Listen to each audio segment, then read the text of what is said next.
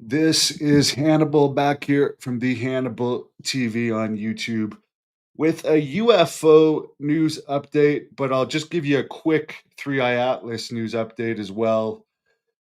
Since it broke into the seven pieces, as Avi Loeb reported the other day, there hasn't been much relevant news. We're waiting for better pictures. Now the Democratic government shutdown is over.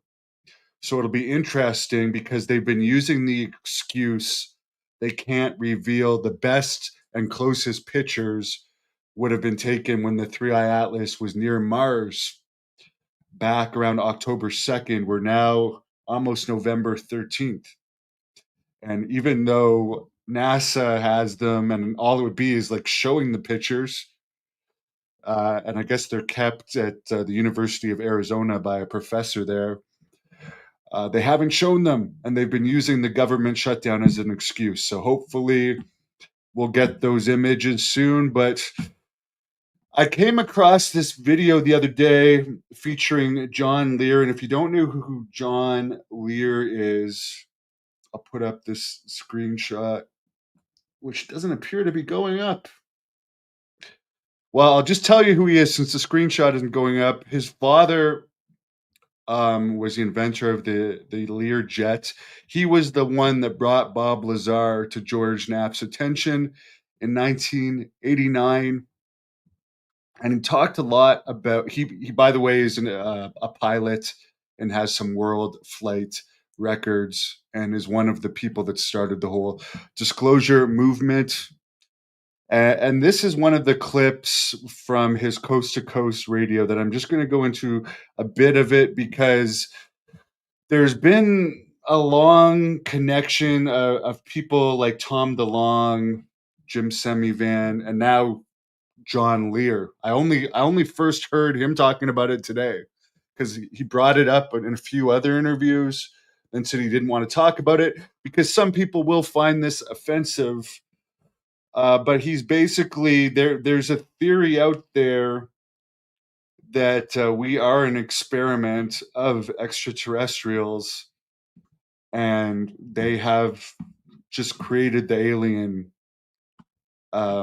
experience for us.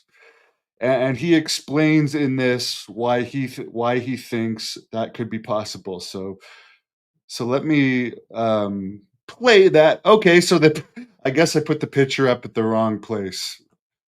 It went in behind, but let's listen to this. Well, whether Bob Lazar had ever mentioned that word, containers, to you. Oh, absolutely. Yes?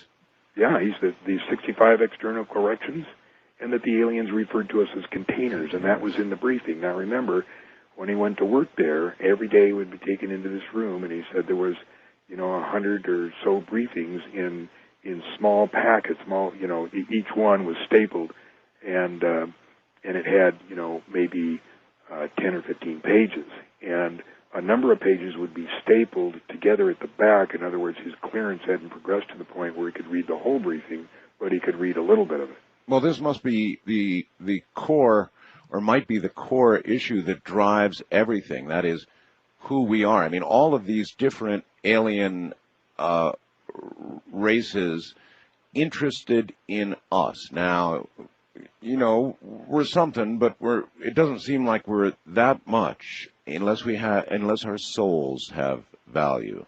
Well, if I haven't made it clear, we are an experiment. We're their experiment. And it's been going on for, hundreds of thousands of years. And the experiment is with the soul. We're their experiment, but yet we have souls. I don't know, John. The souls are real. They go on forever and ever. They're recycled. You have many, many, many past lifetimes, but for some reason, we're not allowed to remember those. We can't profit from, previous lifetimes. Now, every once in a while, there's a short circuit, and it happened 500 years ago. Yes. They can go back to England. Yes. They can trace names. They can give you names, people in the cemetery, who they were there, the whole thing. So there's no doubt about the soul goes on, forever and ever. But it must be at the core of all the interest. I mean, the big question is, why are they so damn interested in us that they would dissect us, mutilate us? Oh, no, wait a minute. Now, don't confuse the dissecting and mutilating with the people who are doing the experiment. That's somebody else. Well, you say the people doing the experiment. What about the word God? I mean, are they... If they created us, if we are their experiment, then to us they would be our God. Absolutely. Very disturbing concept. Or do you hold out that there would be? I mean, you said absolutely. Do you hold out there would be a God separate from? No, that's opinion. No, there's not anybody else. There's just them. Now, I'm going to get a lot of flack over that, but in fact, that's the story.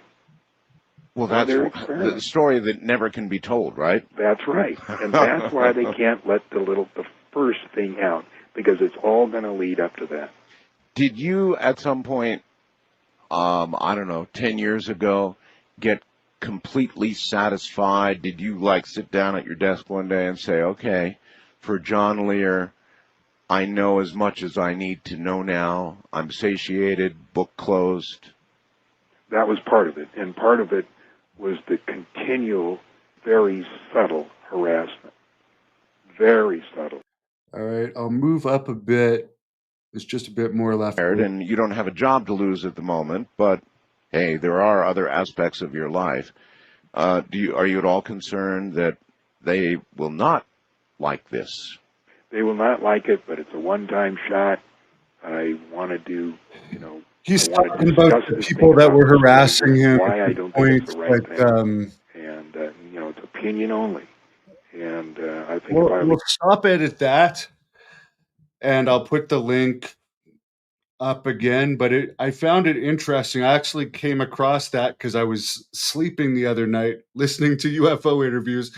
And I woke up and they were talking about the interesting theory that could religion and gods actually just be some type of an experiment that whoever's observing us is doing, because they seem to have been here all along, and a lot of religious phenomena could be explained by that. But yeah, people don't want to think about that, so it's kind of a safe topic. But at the same time, as they mention in that interview clip, if people find out that that is the real religion, if it has something to do with aliens and we've been tricked, that could cause a lot of issues. And I'm not saying that that's what it is.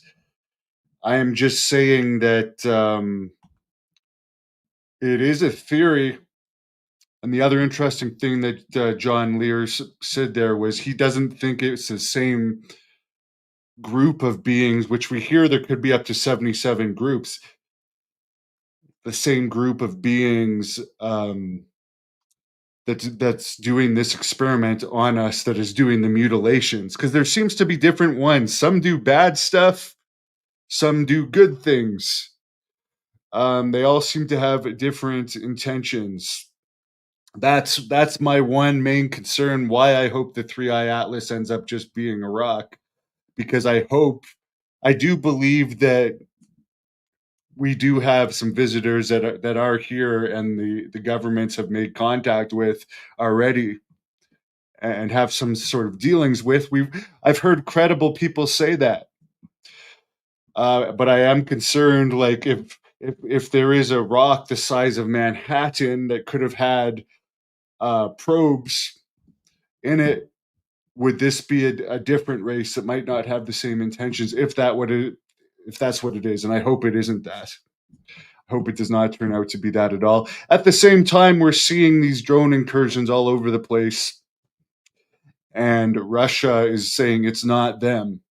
And so far, at least they haven't publicly admitted to taking down any of them. So the drone incursions are up again. There's a lot of weird stuff going on, and I'm going to keep researching it.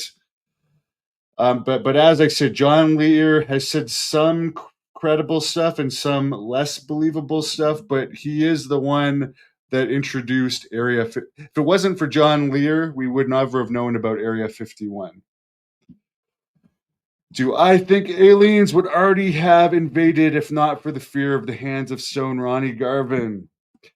Well, ATF Media, he's also quite a hunter. So who knows? He may also have some pretty good weapons that could possibly stop their weapons. But no, I doubt it, sadly. I don't know. We did hear, actually, though, Jim Lukatsky on the Weaponized podcast with George Knapp in the last couple of days hinting that we have much greater technology than we know about. And if we really knew what all of our technology we possess, we wouldn't be fearing a potential invasion. Do I like the Bob Lazar story? Well, it's believable.